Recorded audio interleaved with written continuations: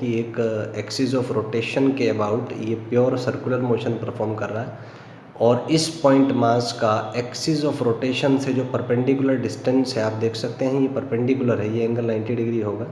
तो जो perpendicular distance है वो 90 डिग्री है। तो इस पॉइंट मास का इस एक्सिस ऑफ रोटेशन के अबाउट, ये सिंबल हमने यूज़ किया है एक्सिस ऑफ रोटेशन बताने के लिए, जो मोमेंट ऑफ इनर्शिया डिफाइन होगा वो होगा I = mr स्क्वायर से, जहाँ पे I जो है वो मोमेंट ऑफ इनर्शिया है पॉइंट मास का about given axis of rotation, जो हमने यहाँ पे यूज़ किया है। m इस पॉइंट का मास है और r जो है वो परपेंडिकुलर डिस्टेंस है फ्रॉम एक्सिस ऑफ रोटेशन। ये इतना मोमेंट ऑफ इनर्शिया का रिलेशन है। उसके बाद हम ग्राफ्स पे बात करेंगे।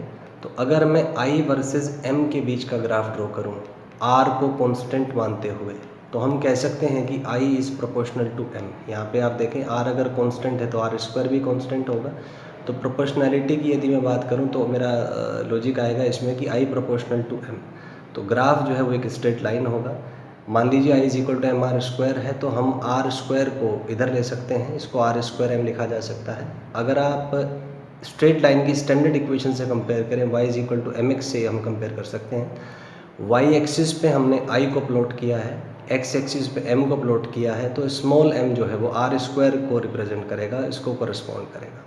तो हम कह सकते हैं कि जो स्मॉल m है वो r² के इक्वल होगा, जो कि tan थीटा के इक्वल होगा, जिसको हम स्लोप ऑफ ग्राफ भी कहते हैं। तो ऐसा एक ग्राफ आएगा। ये रिजल्ट आप याद रखें, जिससे आप क्वेश्चन ईजिली सॉल्व कर पाएंगे। अगर हम I वर्सेस r के बीच ग्राफ ड्रॉ करें तो m कांस्टेंट पे I प्रोपोर्शनल टू r² होगा। इसका मतलब I और r के बीच का जो ग्राफ है that will be a parabola. Thank you and have a nice day.